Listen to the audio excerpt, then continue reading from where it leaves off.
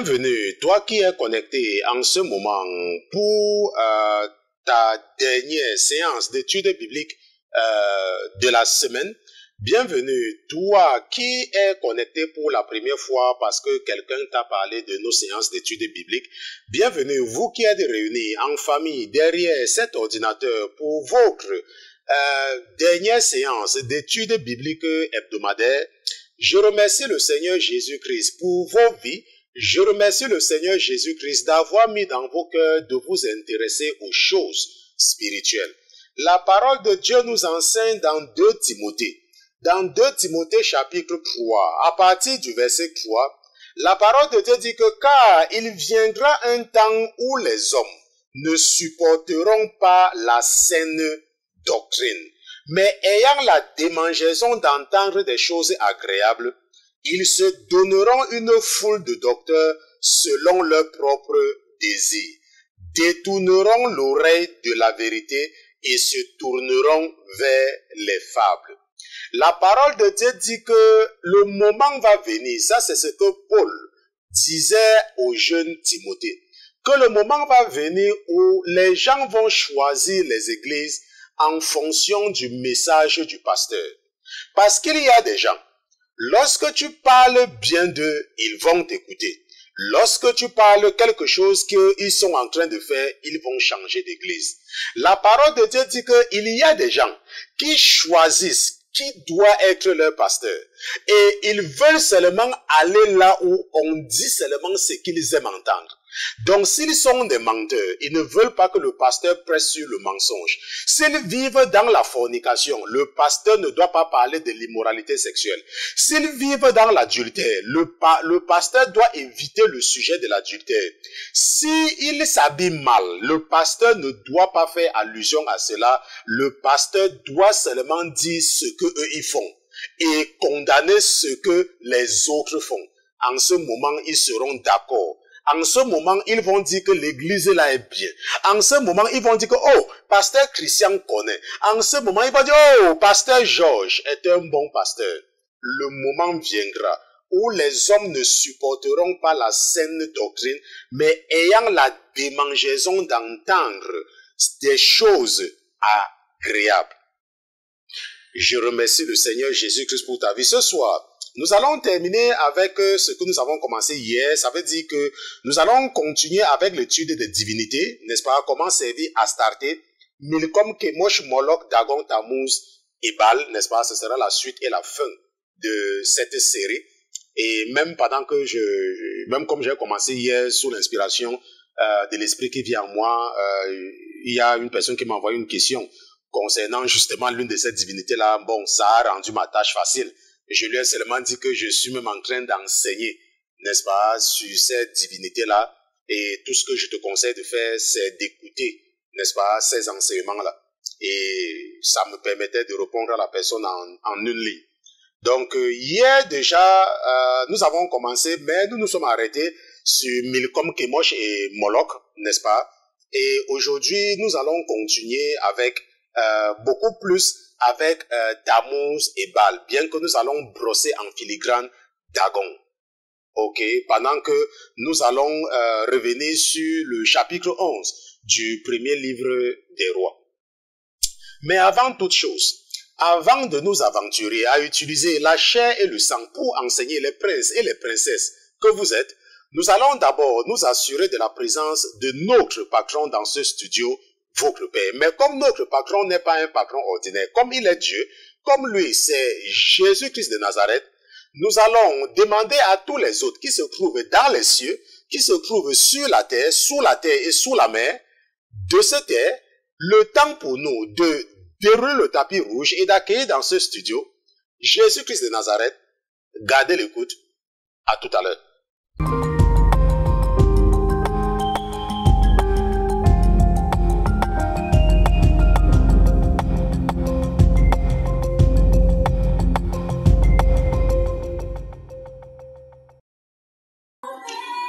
Oui, Seigneur Jésus, nous voici en ta présence, nous voici disponibles. Nous voici, mon Dieu, mon roi, prêts à recevoir ton esprit. Nous voici prêt à être utilisé par toi afin de pouvoir sauver des enfants qui sont encore victimes de l'ignorance de ta parole.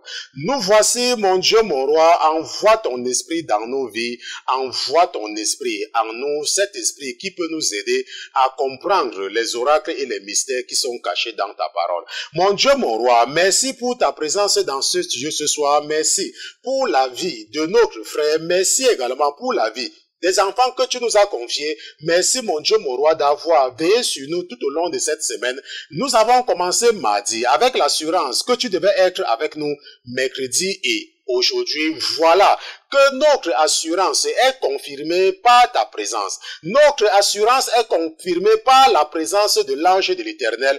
Notre assurance est confirmée lorsque chaque fois nous tapons les mains sur la poitrine pour déclarer à tous ceux-là qui se revendiquent Dieu qu'ils sont sourds et que nous adorons un Dieu qui est fidèle. Parce que ta parole nous rassure que tu es juste et fidèle, que tu es toujours attentif aux cris de tes enfants, mon Dieu, mon roi, que tu es un Dieu qui te soucie du bien-être de ceux qui font ta volonté. Mon Dieu, mon roi, ce soir, nous voici à ta disposition afin de recevoir tes instructions. Parle-nous, Seigneur Jésus, dis-nous ce que tu voudrais que nous fassions. Donne-nous une mission, envoie-nous vers ceux-là qui ne te connaissent pas, mais surtout, ne retire pas ton esprit de nous parce que nous avons besoin de cet esprit afin de pouvoir être alerte, afin de pouvoir identifier les pièges que peuvent nous tendre ce perdant de Lucifer et sa cohorte de démons. Je te remercie, mon Dieu, mon roi, pour ta présence dans la vie de mes frères et de mes sœurs. Je te remercie également pour ta fidélité, pour ta miséricorde, pour ta grâce, pour ta bonté. Je te remercie parce que tu es Dieu. Je te remercie pour ton sacrifice ultime. Tu nous as démontré ton amour par ce sacrifice. Par ce sacrifice, mon Dieu, mon roi, tu as annulé la condamnation qui pesait sur nous et tu nous as donné un moyen de rachat. Tu nous as permis de pouvoir espérer identifier ce chemin étroit qui va certainement nous conduire vers la porte étroite. Cette porte dont la sortie va nous conduire sur l'autoroute de la sainteté, l'autoroute que tu avais montrée à ton serviteur Esaïe. C'est pour cela, ô Seigneur Jésus, que nous te remercions pour ton sacrifice ultime. Mais permets-nous, parce que le sang a déjà été versé, permets-nous de nous baigner dans ce sang. Permets-nous d'utiliser ce sang pour nous sanctifier, pour nous purifier, afin d'être identifiés une fois de plus comme les enfants du Créateur des cieux et de la terre, du Dieu d'Abraham, du Dieu d'Isaac, du Dieu de Jacob. Je te remercie pour ton esprit, mon Dieu, mon roi. Je te remercie également d'avoir délivré quelqu'un ce soir. Je te remercie, Seigneur Jésus, de guérir toute personne malade en ce moment qui écoute le son de la voix de ton serviteur, au Seigneur Jésus. Peut-être l'ennemi a-t-il semé la semence du diabète dans le corps de quelqu'un.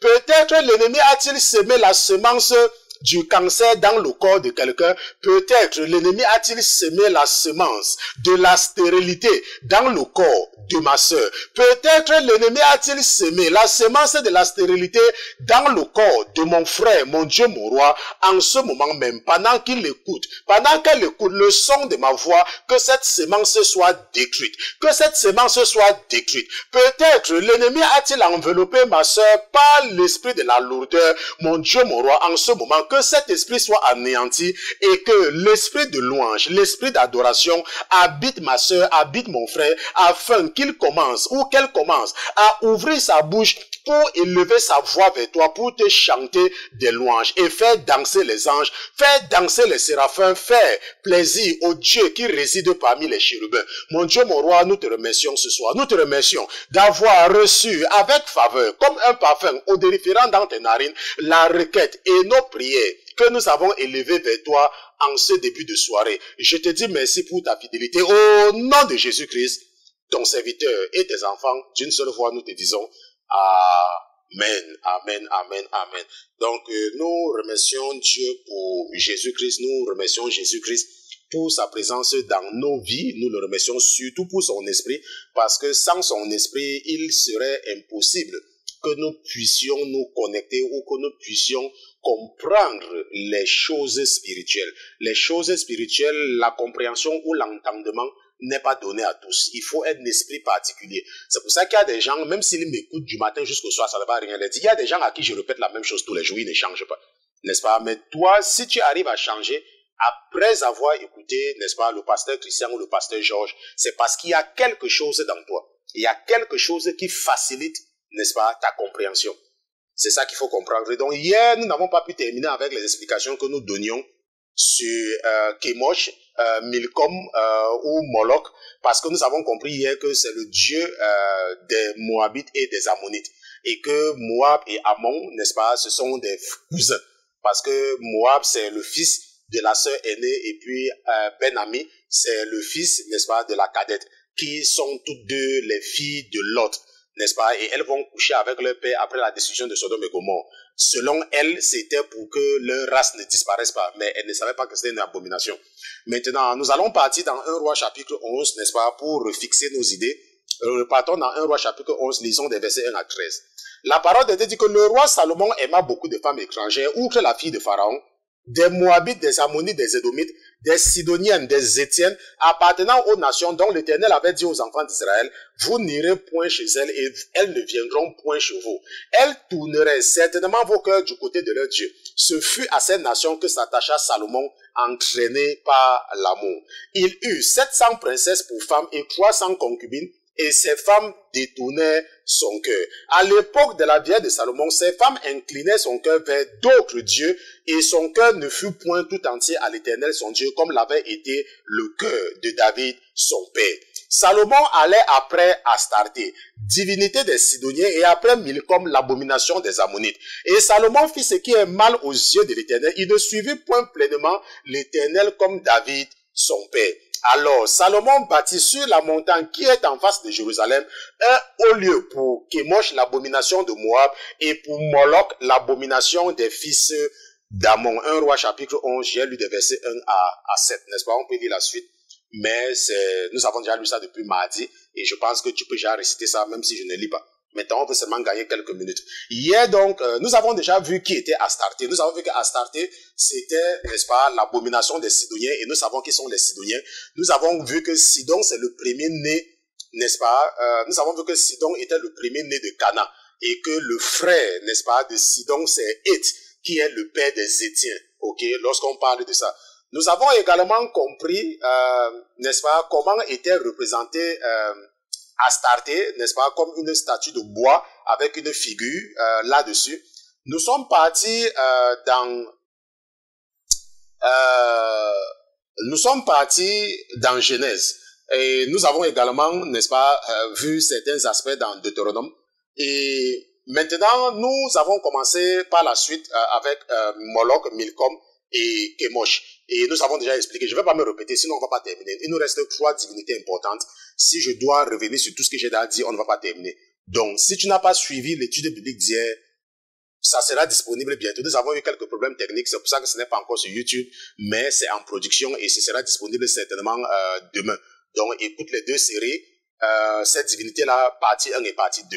Ok, je vais seulement continuer ce soir en expliquant, n'est-ce pas, le culte de Kemosh, Milcom et Moloch, n'est-ce pas, qui sont les abominations des Ammonites et des Moabites. Maintenant, il faut noter que Milcom, Moloch ou Kemosh étaient adorés par des Sémites. Et nous savons que les Sémites, ce sont les descendants de Sem, d'où vient Abraham, parce que Moab est le fils, n'est-ce pas, de la fille de Lot. Lot n'est pas un Cananéen, Lot est un Sémite. Donc ça nous donne une idée, n'est-ce pas? L'idée que ça nous donne, c'est que on peut être un chrétien, et adopter une fausse religion, ok? Ou alors pas adopter une fausse religion et croire en ce qui est faux, ok? C'est en fait l'idée derrière, ok? C'est en fait l'idée derrière.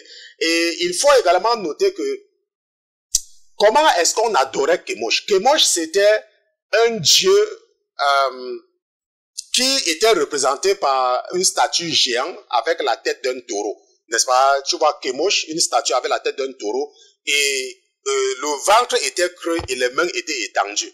N'est-ce pas? Maintenant, Kemosh, l'adoration de Kemosh, c'était surtout les sacrifices, n'est-ce pas, honteux. N'est-ce pas? Tout sacrifice honteux.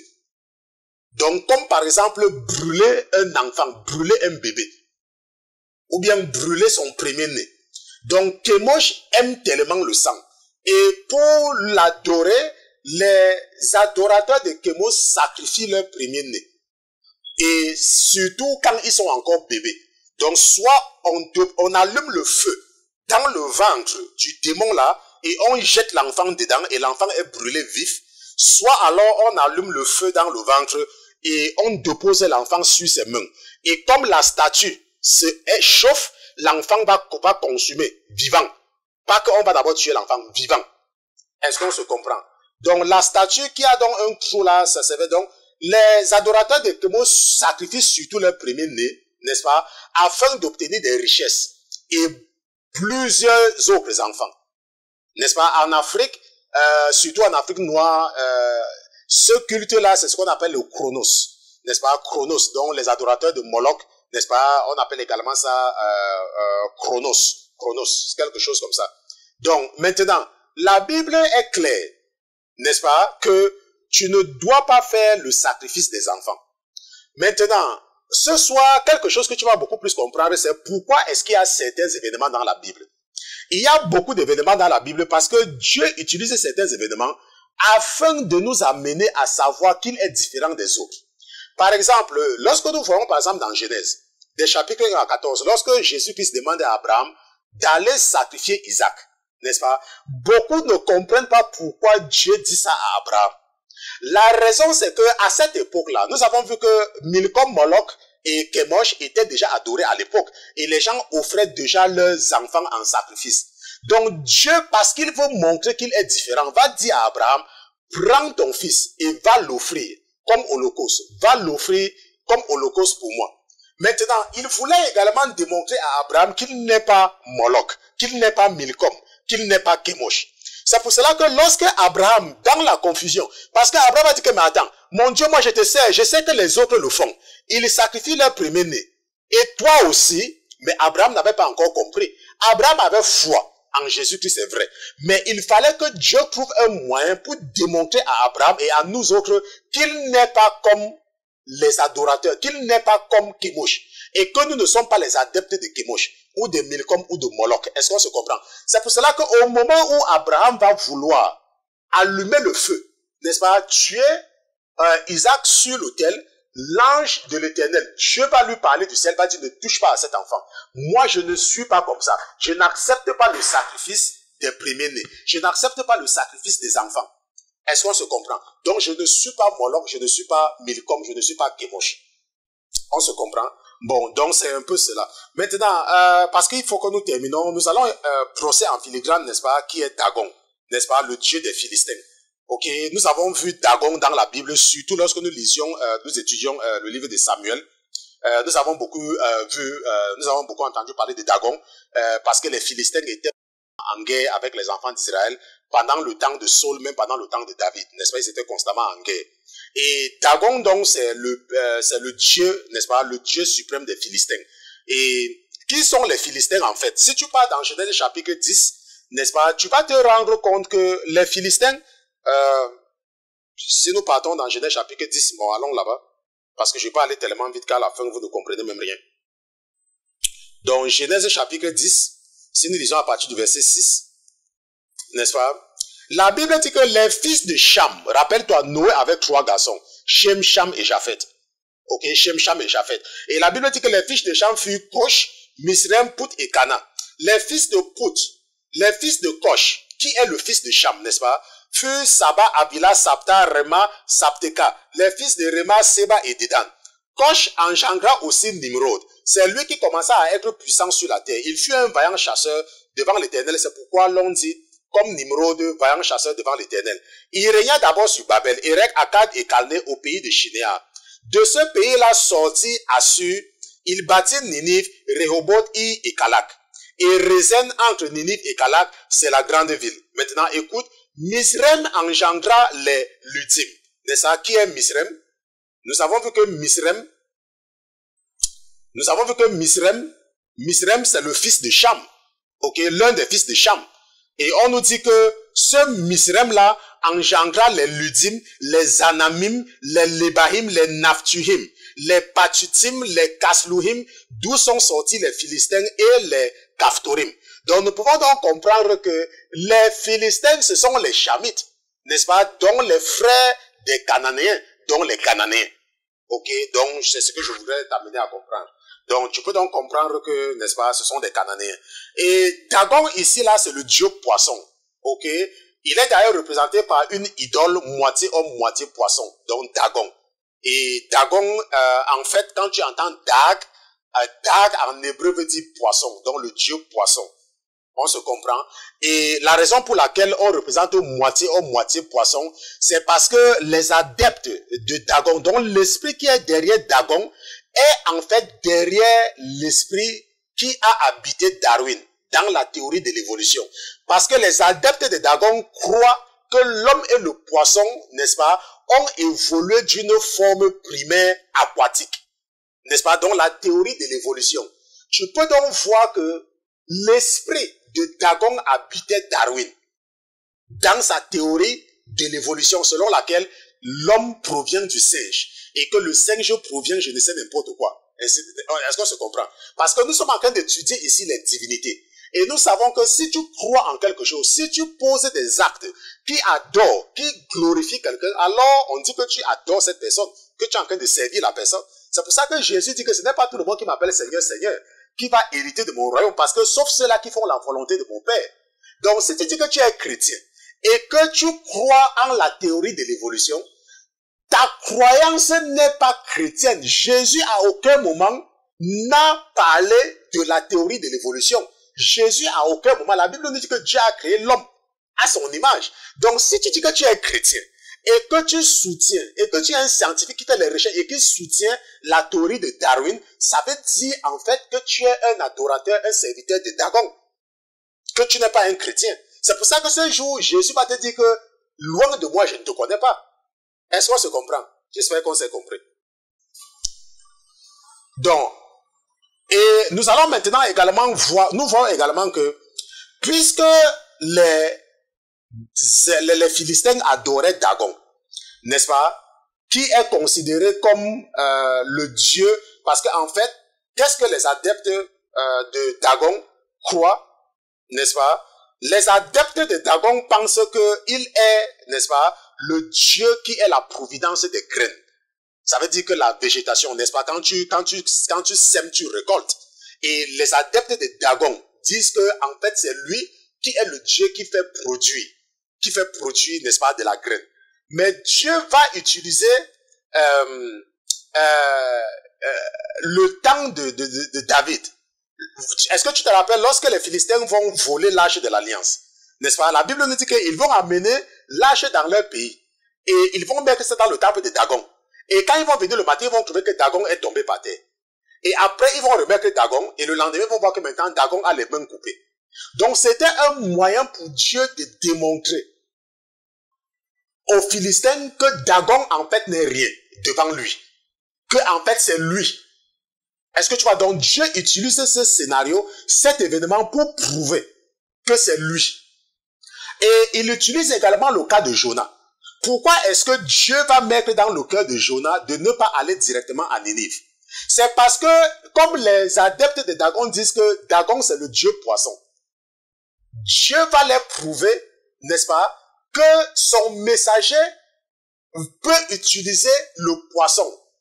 Est-ce que tu comprends? Donc les événements de la Bible que vous entendez souvent, c'est une façon pour Dieu de démontrer aux adeptes de cette religion-là que, en fait, c'est lui qui a le contrôle des poissons. C'est pour ça qu'il a permis que Jonas passe des jours et des nuits dans le ventre de la baleine et qu'il ressorte. Et que eux, ils n'ont aucun contrôle sur le monde aquatique. Bon, ça, je pense que tu as compris. Maintenant, nous allons brosser en filigrane Tammuz, ok, parce que nous devons beaucoup plus insister sur Baal, n'est-ce pas? Baal est important pour nous. Maintenant, il y a également Tammuz qui est mentionné dans le livre de Ézéchiel. Lisons Ézéchiel chapitre 8. Allons dans Ézéchiel chapitre 8, n'est-ce pas? Là où on parle de Tammuz. Ézéchiel chapitre 8. Lisons le verset 14. La Bible dit, et il me conduisit à l'entrée de la porte de la maison de l'Éternel, du côté du septentrion, et voici, il y avait là des femmes assises qui pleuraient Tammuz. N'est-ce pas? Qui est Tammuz? Qui est le dieu Tammuz? Maintenant, Tammuz, en fait, c'est le dieu des Sumériens. Les Sumériens, c'est une ancienne tribu, ça n'existait plus vraiment, c'était dans l'ancienne Mésopotamie. Ok, les Sumériens, c'était le dieu qu'ils adoraient, n'est-ce pas, le dieu Tammuz. Et tu vois que Tammuz s'écrit avec un grand T, n'est-ce pas, le T. Et la Mésopotamie, en fait, c'est ça maintenant, actuellement, c'est ça l'Irak et le Koweït. N'est-ce pas, quand tu regardes là, il y a l'Irak et le Koweït, n'est-ce pas, c'est en fait ça, l'ancien Sumer. C'était un pays Sumer. Les Sumériens habitaient là-bas. Donc, c'était la Mésopotamie ancienne. Mais de nos jours, c'est l'Irak et le Koweït, n'est-ce pas, cette partie du globe. N'est-ce pas? Tammuz, en fait, c'est un demi-dieu dont, à l'origine, il était un berger. Ok, un berger sumérien nommé Dumuzi. Ok, donc, les adeptes de Tammuz disent que il était un berger. Donc, quelqu'un qui s'occupait, n'est-ce pas, du troupeau. Est-ce qu'on se comprend? Et ils disent également que son père, c'est l'ancien dieu de Mésopotamie, Enki. Son père, l'ancien dieu, Enki, ou alors qui a encore le nom de Ea. Et ils disent également que c'est Enki ou Ea qui avait sauvé Noé du déluge. Est-ce que tu comprends? Donc, comme nous, dans la Bible dit que c'est Dieu qui va sauver, c'est Jésus qui va sauver Noé, les adeptes de Tammuz disent que c'est le père de Tammuz qui avait sauvé Noé. Je veux que tu sois attentif à ce que je suis en train de dire. Sois très bien attentif. Tammuz est le fils, Tammuz est un berger. Et son père c'est Enki. Ou encore Ea. Et les adeptes de cette religion, de ce culte-là, de cette hérésie-là, ils disent que c'est le père de Tammuz qui va sauver Noé du déluge. Et Tammuz, ok, a une autre forme, a une autre appellation en Égypte, qui est Osiris. Est-ce qu'on se comprend? En Égypte, on l'adore comme Osiris. Et les adeptes d'Osiris disent que c'est lui qui commande le Nil. Donc, Osiris, c'est le dieu du Nil. Est-ce qu'on se comprend? C'est le dieu du Nil. Et nous savons que le Nil, en fait, c'est ça qui ravitaille l'Égypte en termes d'eau. Donc, quand nous partons de l'Égypte et de l'Éthiopie en descendant ainsi de suite, est-ce qu'on se comprend? Maintenant, il y a ce que je vous ai dit au départ, c'est que quoi? C'est que les événements que vous voyez souvent dans la Bible, ce sont en fait des événements que Dieu utilise pour démontrer aux adeptes de ces religions-là que en fait c'est lui, le Dieu suprême. C'est pour cela que Dieu, par exemple, va transformer tout l'eau, n'est-ce pas, du Nil en sang, pour prouver que ce n'est pas Osiris, ce n'est pas Tammuz, mais en fait c'est lui, sur l'ordre d'un de ses serviteurs, Moïse. Est-ce qu'on se comprend? Est-ce que tu comprends maintenant? Maintenant, pourquoi est-ce que Dieu va faire traverser les enfants d'Israël à travers la mer Rouge? C'est également pour leur démontrer que c'est lui qui contrôle les mers et les océans. Dieu pouvait faire passer les enfants d'Israël sur la terre ferme. Il pouvait le faire. Mais il fallait qu'il démontre aux adeptes de Osiris, donc de Tammuz, que c'est lui qui a le contrôle sur les mers et les océans. Et il va donc séparer la mer Rouge et faire passer son peuple. Et noyer ceux-là qui disent que Osiris est leur Dieu. Et les noyer dans cette eau-là. Est-ce qu'on se comprend?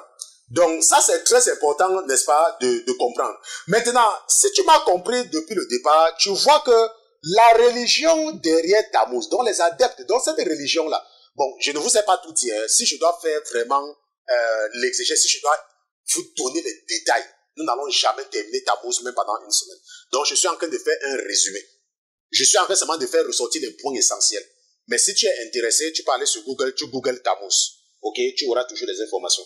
Maintenant, donc si tu regardes très bien, le culte de Tammuz fait mention au berger, ça fait mention à un Dieu qui est le Père et ça fait mention au demi-dieu qui est le Fils. On se comprend. Et également, tu entends que les femmes pleuraient Tammuz. En fait, elles pleurent que Tammuz revienne. Parce que Tammuz était mort. Et que Tammuz maintenant est, n'est-ce pas, dans le monde souterrain. et ils sont en train de pleurer, n'est-ce pas, que sa mère, n'est-ce pas, lui redonne naissance. Donc, et sa mère, en fait, c'est ça qu'on appelle Ishtar, derrière, ce qui est derrière, n'est-ce pas, l'adoration de cette reine du ciel que vous entendez. Ok? Donc, et vous voyez donc que les gens disent que le christianisme est une copie, n'est-ce pas, de l'adoration de Tammuz. Parce que les chrétiens parlent également de Jésus-Christ qui est le Fils de Dieu.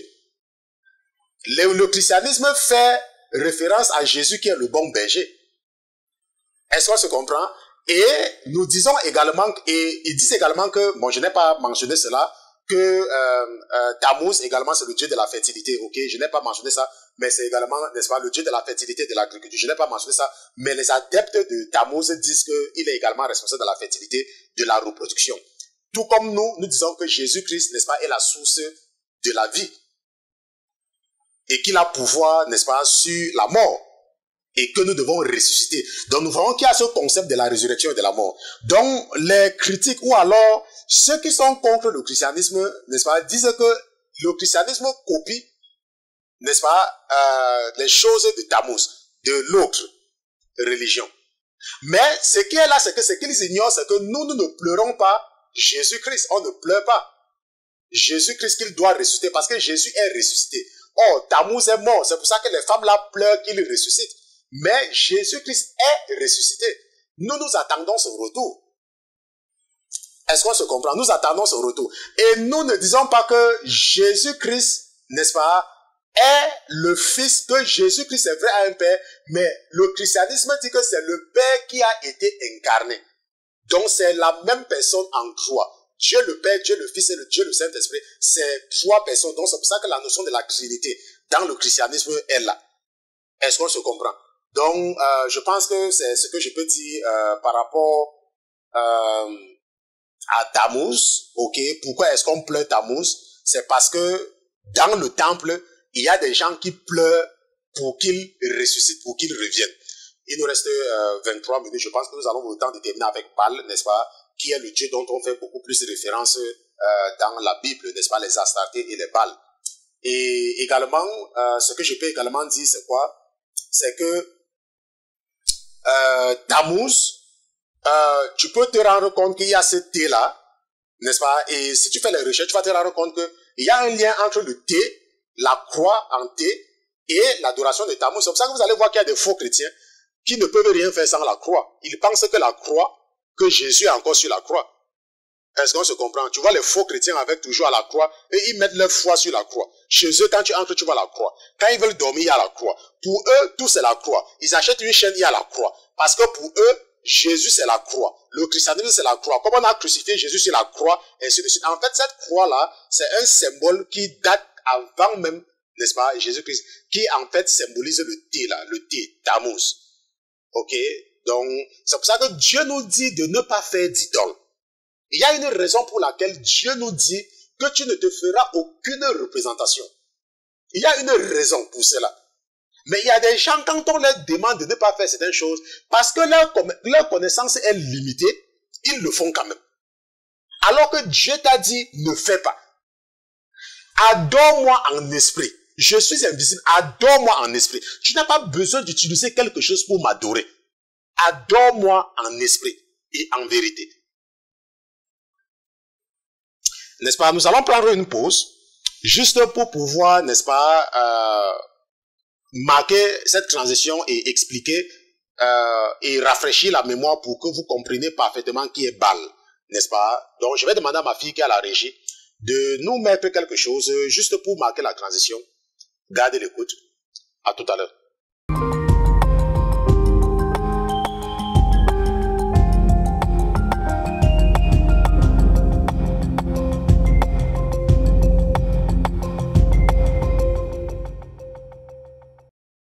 Jésus, nous te remercions pour ta présence dans nos vies. Nous te remercions d'être avec nous en ce moment dans ce studio. Nous te remercions pour la protection que tu nous as donnée afin d'empêcher à l'ennemi de nous frustrer pendant que nous sommes en train d'étudier ta parole. Je te dis merci pour mes frères et mes sœurs. Au nom de Jésus-Christ. Amen. Amen, amen, amen. Donc, jusqu'à présent, nous sommes déjà en train d'avoir un peu plus d'idées sur le contrôle de l'esprit, n'est-ce pas? Ça veut dire quand tu adoptes un certain rythme de vie, quand tu crois en quelque chose, l'esprit qui est derrière cette chose commence à te contrôler. Nous avons vu cela avec les Astartés, n'est-ce pas? Et nous allons maintenant voir le cas de Baal. Le cas de Baal, n'est-ce pas? Qui est Baal? Maintenant, Baal, c'est le dieu soleil et tout autre dieu qui n'est pas le dieu créateur. Ok? C'est le dieu soleil. Maintenant, Baal est le nom du dieu suprême des Cananéens et des Phéniciens. Ça veut dire quoi? Ça veut dire que nous avons vu jusqu'à présent, n'est-ce pas, Astarté, Moloch, Milcom, Dagon, n'est-ce pas, Tammuz et tout cela. Et les Cananéens et les Phéniciens, maintenant les Phéniciens, on entend beaucoup plus parler d'eux parce qu'ils disparaissent. Bon, on entend seulement beaucoup plus parler d'eux, mais ils sont toujours là. Ok, c'est seulement que le nom a changé. Maintenant, le Dieu suprême des Cananéens et des Phéniciens s'appelle Baal. C'est son nom, Baal. C'est le Dieu suprême. Ok, et c'est surtout pendant la période des juges que la Bible commence à nous parler de l'adoration de Baal, que les enfants d'Israël vont adopter, n'est-ce pas, l'adoration de Baal. C'est vrai que les enfants d'Israël vont être piégés, même déjà au temps de Moïse, quand ils seront dans la plaine de Moab. Vous vous rappelez le scandale de Baal-Péor. Vous vous rappelez lorsque Balaam va révéler à Balak ce qu'il pouvait faire pour attirer la colère de Dieu sur les enfants d'Israël. N'est-ce pas? Ça, c'est dans Nombre. Je pense que tu peux lire Nombre à partir du chapitre 22, à partir du chapitre 20, n'est-ce pas, en montant. Maintenant, Baal signifie Seigneur. N'est-ce pas? Baal. Le mot Baal là, ça veut dire Seigneur. Et le pluriel de Baal, c'est Baalim. Pourquoi est-ce qu'il y a un pluriel de Baal? C'est parce que Baal, en général, n'est-ce pas? Je vous ai dit que c'est le Dieu suprême. Et Baal est flexible. Ça veut dire quoi? Ça veut dire que les adorateurs de Baal, qui est Seigneur, n'est-ce pas? Bien évidemment, nous, si on écrit Seigneur, on va écrire ça avec petit s pour dire qu'il est un petit. Disent qu'il est Dieu, qu'il est le Seigneur. Est-ce qu'on se comprend? C'est ça, Baal. Baal veut dire Seigneur. Mais, la différence, l'une des caractéristiques de Baal, c'est qu'il est flexible. Ça veut dire quoi? Ça veut dire que bien que Baal soit le Dieu de la fertilité, qui permet aux plantes de produire et aux hommes de se reproduire, il est également flexible. Ça veut dire que les régions adorent Baal en fonction de leurs besoins. Bon, ça veut dire que ici, par exemple, on peut dire que Baal, c'est le dieu de l'agriculture. Là-bas, on dit que Baal, c'est le dieu de la fertilité. Là-bas, on dit que Baal, c'est le dieu des océans. Et là-bas, on dit que Baal, c'est le dieu... Est-ce que tu comprends? Donc, Baal est flexible. C'est pour cela que dans l'hérésie du catholicisme romain, par exemple, ils disent qu'il y a des anges. Par exemple, les catholiques, quand ils prient, ils disent, ok, nous allons maintenant, on va prier tel ange. Si on veut obtenir ceci. Donc, l'ange tel est responsable de ceci. L'ange tel est responsable de cela. Donc, nous allons prier l'ange de ceci qui sera fait par ceci, ceci. Bon, si tu es ancien catholique, tu me comprends. Donc, ils ont beaucoup que les anges sont responsables des choses différentes. Donc, c'est l'adoration de Baal. Et ils disent toujours Seigneur. Ok, ça c'est important de comprendre. Maintenant, selon la mythologie cananéenne, Baal, c'est le fils de El. El ici, grand E, petit L. Ok, El. Baal est le fils de El. Et je tiens à te rappeler que c'est Dieu, c'est Elohim. Donc, Elohim, le Dieu suprême. El Shaddai. N'est-ce pas? El Shaddai, Elohim. Ok, donc quand tu entends El, ça veut dire le Dieu créateur. Donc, les adeptes de Baal disent que Baal est le fils de Dieu. Donc, le fils de El. On se comprend? Donc, qui est le chef des dieux? Est-ce que... Bon, je sais pas si... J'ai envie de me faire comprendre. Les adeptes de Baal disent que Baal est Seigneur et qu'il est le fils du Dieu créateur. Donc, c'est le Dieu suprême des Cananéens, c'est vrai, mais ils disent que leur Dieu, ils adorent, son père, donc c'est le fils de El, du Dieu suprême. Et que la mère de Baal, c'est la déesse Asherah, qui est en fait la déesse de la mer. On se comprend, la déesse de la mer. Donc, si tu regardes bien, Baal, bien qu'il soit le fils de Dieu, ils disent que Baal est beaucoup plus efficace que Dieu, et qu'il est beaucoup plus puissant et plus efficace que Dieu, parce qu'il est beaucoup plus actif. Tu vas comprendre tout à l'heure l'idée, ok? Parce que je comprends au fur et à mesure que toi également. Donc, les adorateurs de Baal disent en fait que elle est faible, donc Dieu est faible et inefficace. Donc, c'est beaucoup plus facile pour eux de s'adresser à Baal, parce que chaque fois qu'ils vont à elle, la réponse ne vient pas rapidement. La réponse traîne. Ça veut dire qu'elle est inefficace et qu'elle est faible et que c'est Baal qui est fort. Son fils est plus fort que lui. Maintenant, nous savons que Satan est le fils de Dieu. Est-ce que je ne crois pas? Satan est le fils de Dieu parce que c'est Dieu qui l'a créé. Jésus n'est pas le fils de Dieu au même comme Satan. Jésus-Christ est Dieu qui s'est fait homme. On dit que c'est Dieu qui s'est fait homme. Est-ce qu'on se comprend? Mais nous disons que c'est le fils de Dieu parce que quand il est venu, il a été conçu. N'est-ce pas? Du Saint-Esprit. Mais Satan, c'est le fils de Dieu. Parce que la Bible dit que les fils de Dieu étaient allés vers les filles des hommes. Donc, les anges qui avaient été créés par Dieu sont appelés les fils de Dieu. Les anges. Or, nous ne sommes pas les fils de Dieu. Nous sommes les fils de l'homme. Les fils de l'homme. Les enfants des hommes. Comme les filles de l'homme. Donc, tu comprends donc que Baal, les adorateurs de Baal disent qu'il est le fils de Dieu. Et les Cananéens adoraient aussi Baal comme le dieu soleil, n'est-ce pas, et le dieu du tonnerre. C'est pour ça que la science qui est derrière le prince de ce monde, Satan qui est le prince de ce monde, et qui est derrière toutes les découvertes scientifiques, n'est-ce pas, tout ce que la science fait pour inventer, pour amener les gens à dire que Dieu n'existe pas, disent en fait que le soleil est le centre de toute chose. Donc la terre tourne autour du soleil, la lune tourne autour du soleil, tout le monde tourne autour du soleil. Ça veut dire que c'est le soleil qui est le centre de l'univers. Parce que c'est Baal est le dieu soleil, donc c'est lui. Il est le centre, tout le monde tourne autour de lui. Mais je vous ai expliqué plusieurs fois que la terre a été créée avant le soleil. Donc il est impossible que la terre tourne autour du soleil. Mais pourquoi est-ce que les gens ont adopté cette idée que la terre tourne autour du soleil? C'est parce qu'ils vont à l'école. Et l'école les impose cette pensée-là. Maintenant, nous avons vu que Baal est le fils de Dieu. Maintenant, comment est-ce qu'on adore Baal? Comment est-ce qu'on l'adore?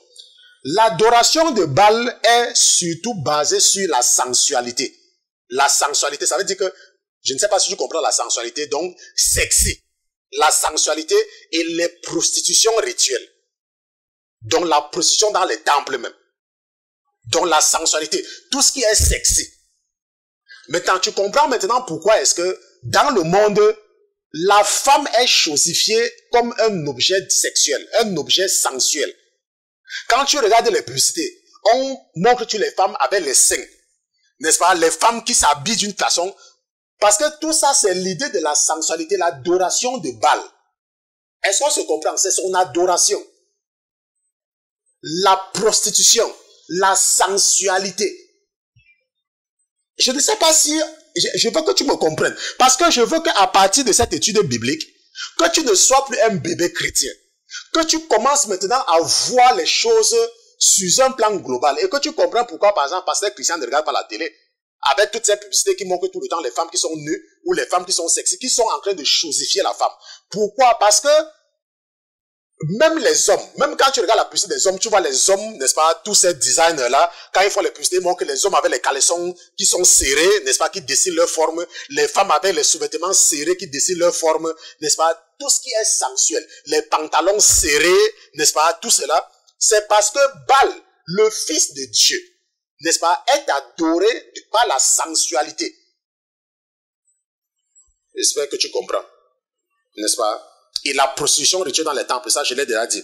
Donc, quand Baal est en colère, on l'apaise, n'est-ce pas, seulement par le sacrifice des enfants, surtout des premiers-nés. Rappelle-toi, j'ai dit que Baal est le Dieu suprême, c'est le Dieu des dieux, chez les Cananéens et les Phéniciens. Et nous avons étudié Milcom, Moloch et Kemosh tout à l'heure, et nous avons vu que Moloch, lui, il accepte le sacrifice des enfants. Donc, quand Baal est en colère, on doit offrir des sacrifices à Baal, surtout les premiers-nés. Et on utilise Kemosh pour cet effet. Donc, quand les adeptes de Baal savent qu'il est en colère, il faut offrir, il faut donner le sang, il faut verser le sang. Tu comprends maintenant les accidents?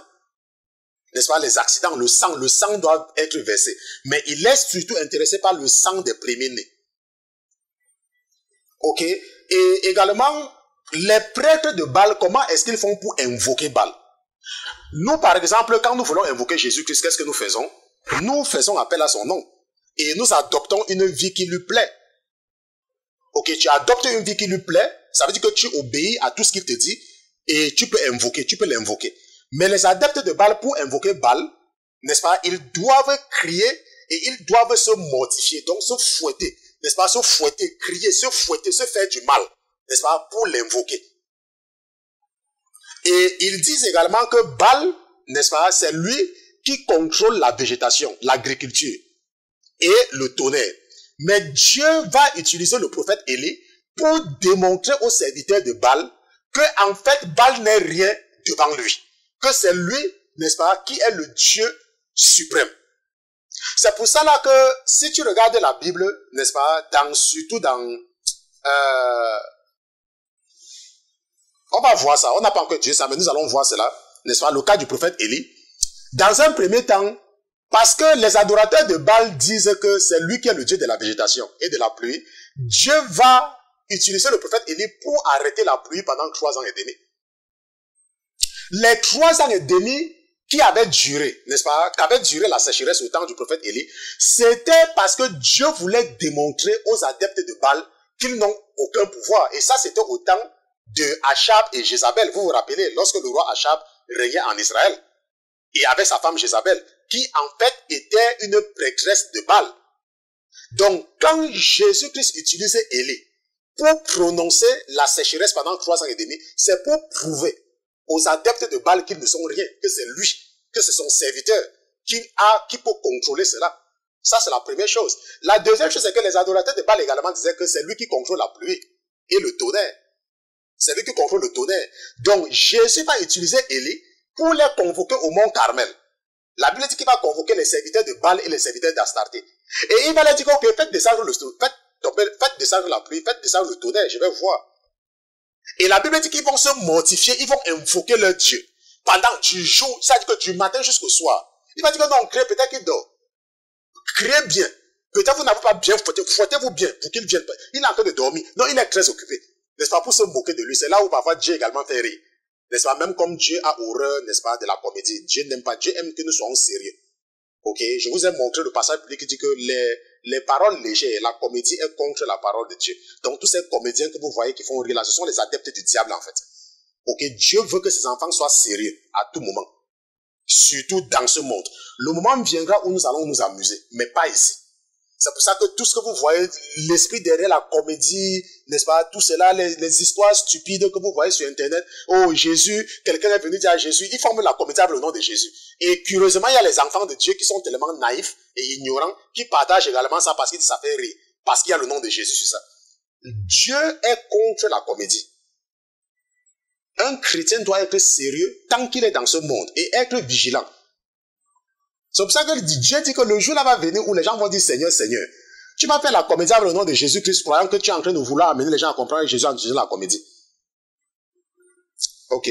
Donc, et nous voyons donc que la deuxième démonstration, c'était au niveau du mont Carmel. Là où il va faire, allez, faites descendre le tonnerre. Vous avez dit que Baal contrôle le tonnerre, non? Faites donc descendre le tonnerre. Demandez-lui de faire descendre le tonnerre s'il peut. Et la Bible dit que les adeptes de Baal du matin jusqu'au soir seront incapables.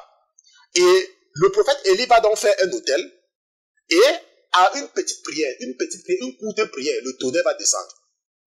Dieu va réagir immédiatement, il va faire descendre le tonnerre pour consommer, n'est-ce pas, cet holocauste. Pour prouver aux adeptes de Baal que ce n'est pas Baal qui contrôle le tonnerre, mais que c'est lui, Elohim, Adonai, El Shaddai, Est-ce qu'on se comprend? Que c'est elle lui-même, que ce n'est pas le fils, le diable. On se comprend maintenant? Donc maintenant, ce que nous avons vu, c'est que Baal est beaucoup plus, n'est-ce pas, que son culte est intimement lié à la sensualité. Ça, c'est quelque chose qu'il faut comprendre, intimement lié. Donc, l'esprit qui est derrière les adeptes de Baal, c'est l'esprit qui est derrière l'immoralité sexuelle. Être sexy, n'est-ce pas, la pornographie, la prostitution, tout ce qui est sensuel. Le sacrifice également. Nous avons vu que quand il est en colère, il faut donner le sang pour l'apaiser. Et on utilise le Moloch et les accidents et tout cela. Parce que c'est le diable lui-même qui est Baal. Belzébuth. Belzébuth. Comme Jésus l'appelle, Belzébuth. Ok, Baal.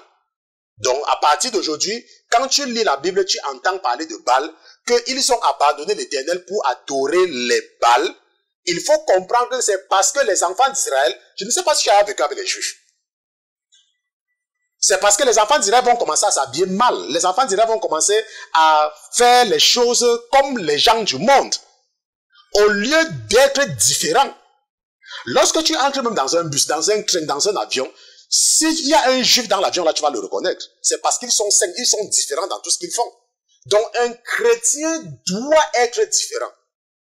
Lorsque tu es un chrétien et que tu dis que tu es un serviteur de El, Elohim, Jésus-Christ, Adonai, est-ce que tu me comprends? Tu dois être différent. Ça veut dire que même quand on entre dans ton église, on doit pouvoir, même par ta façon de parler, par ta façon de t'habiller, par ta façon de te comporter, pouvoir te séparer des autres. Si tu as déjà vu un juif, quand tu vois un juif, on ne te dit pas que c'est un juif, n'est-ce pas? Est-ce qu'on te dit que c'est un juif? Est-ce que tu comprends pourquoi Dieu avait demandé aux juifs d'attacher quelque chose sur leur habit? Pourquoi? Est-ce que tu sais pourquoi les juifs ont toujours un chapeau bizarre sur leur tête? Ils ont toujours des choses qui sont différentes. Donc tu ne peux pas me dire que tu es une chrétienne. Tu ne peux pas me dire que tu es un chrétien. Et tu t'habilles comme les gens du monde. Tu t'habilles mal. Tu prends les faux cheveux, tu mets sur ta tête. Tu prends les rouges à lèvres. Tu fais comme les femmes du monde. Et tu me dis que tu es chrétien. Et tout ce que tu fais là, maintenant que tu as compris qui est Baal, tout ce que tu fais en fait là, t'habiller de façon sexuelle, c'est la sensualité, c'est lié à l'esprit. Donc l'esprit qui te contrôle, c'est l'esprit de Baal. Et derrière tous ces dieux que nous avons étudiés depuis hier, Dagon, Astarté, Kémosh, Milcom, Tammuz, Baal, n'est-ce pas, et tout cela, ce sont les démons qui sont cachés derrière, les anges déchus, qui prennent des noms différents. Mais derrière tout cela se cache un démon. Et lorsque tu adoptes un certain mode de vie, ce démon-là commence à te contrôler. C'est comme lorsque tu acceptes Jésus-Christ et que tu commences à te séparer du monde. Tu te rends compte qu'il y a des choses que tu n'aimes plus. Que tu peux facilement arrêter de faire certaines choses. Parce que tu écoutes. Donc lorsque Dieu nous donne des conseils, en fait c'est parce que Dieu ne veut pas que notre mode de vie s'identifie aux adorateurs de ces démons-là. C'est pour ça qu'il te dit que tu ne dois pas faire ceci, tu ne dois pas faire cela. Parce que comme nous avons vu, Dieu, beaucoup d'événements dans la Bible, Dieu a fait beaucoup d'événements dans la Bible pour prouver. Nous avons vu pourquoi ils sont passés par le Nil. Nous avons vu pourquoi il a transformé l'eau de la mer Rouge en sang. Nous avons vu pourquoi est-ce qu'il a convoqué les serviteurs de Baal au mont Carmel. Nous avons vu pourquoi il y a eu la sécheresse. Nous avons vu pourquoi Jonas a été dans le ventre de la baleine pendant 3 jours, le poisson. Nous avons compris tout cela. Est-ce qu'on se comprend? Nous avons compris tout cela. Et il y a également d'autres choses, même les 10 plaies de l'Égypte. C'est parce que Dieu voulait prouver aux Égyptiens que les grenouilles, les sauterelles et tout ne sont rien, que c'est lui qui les commande. Donc lorsque Dieu te dit de ne pas faire quelque chose, lorsque Jésus te dit de ne pas faire quelque chose, lorsque la Bible te dit de ne pas faire quelque chose, c'est parce que ce sont des choses que les adeptes de ces dieux-là font. Et il te dit de ne pas le faire parce que si tu le fais, tu seras identifié à ces démons-là. Est-ce que tu me comprends? Ok, donc nous sommes arrivés au terme de l'étude de toute cette divinité-là. Si tu n'as pas compris, nous n'avons eu aucun problème technique avec l'enregistrement de ce soir. Et ça sera disponible, n'est-ce pas, sur YouTube. Notre frère, parce qu'il est très actif depuis que nous avons commencé cette série à produire ces vidéos-là. Et j'espère que les deux seront disponibles demain ou après-demain. Sur YouTube, tu peux réécouter ces deux émissions si tu veux avoir une connaissance approfondie ou alors si tu veux maîtriser. Donc ce soir, pendant cette série, tu as compris une chose, c'est que Jésus-Christ est différent des autres dieux et que c'est lui qui est le Dieu qui contrôle tout et qu'il a utilisé des événements dans la Bible pour prouver que c'est lui qui est celui qui dit qu'il est. Et que quand il nous dit de ne pas faire certaines choses, c'est parce que les autres dieux, ces démons-là sont liés à ces choses-là. Est-ce qu'on se comprend? Je remercie le Seigneur Jésus pour sa vie. Nous avons pris 1 minute du temps des anges, mais nous demandons pardon. Seigneur Jésus, nous nous excusons pour cela. Nous allons prier. Seigneur Jésus, je te remercie d'avoir été présent avec nous tout au long de cette semaine. Je te remercie pour la vie de ton serviteur que je suis. Je te remercie également pour la vie de mes frères et de mes sœurs. Je te remercie pour la vie de tout cela que tu as envoyé pour venir m'aider dans ce ministère. Je te remercie de leur prouver chaque jour que tu es dans leur vie, que tu es présent dans leur vie. Parce que ceux qui n'avaient jamais reçu certaines choses commencent à recevoir. Ceux qui n'avaient jamais vu certaines choses commencent à voir. Même ceux qui n'avaient jamais rêvé commencent à rêver et commencent même à interpréter les rêves eux-mêmes. C'est pour un moyen pour toi, mon Dieu, mon roi, de les encourager. Un moyen pour toi, au Seigneur Jésus, je le sais, de leur dire que mes enfants, ma fille, mon fils, vous êtes sur le bon chemin. Vous êtes sur le chemin étroit. Persévérez sur cette voie et un jour, vous allez hériter de la vie éternelle avec votre frère que j'utilise pour pouvoir parler à vos frères et vos sœurs qui ne me connaissent pas. Je te remercie, mon Dieu, mon roi, pour la révélation de ce soir. Je te remercie également pour tous ceux-là qui étaient connectés pour la première fois. Je te remercie de bénir toute personne qui va écouter cet enseignement sur YouTube, cet enseignement sur Facebook, cet enseignement sur Twitter, cet enseignement sur Internet. Quel que soit l'endroit où quelqu'un va écouter cet enseignement, que ce soit sur WhatsApp, que ce soit sur n'importe quel réseau social, mon Dieu, mon roi, je te remercie de bénir toute personne qui va entendre le son de ma voix, que cette personne reçoive un témoignage après avoir écouté cette émission. Au nom de Jésus-Christ, ton serviteur et tes enfants, Dieu ne se revoit, nous te disons Amen.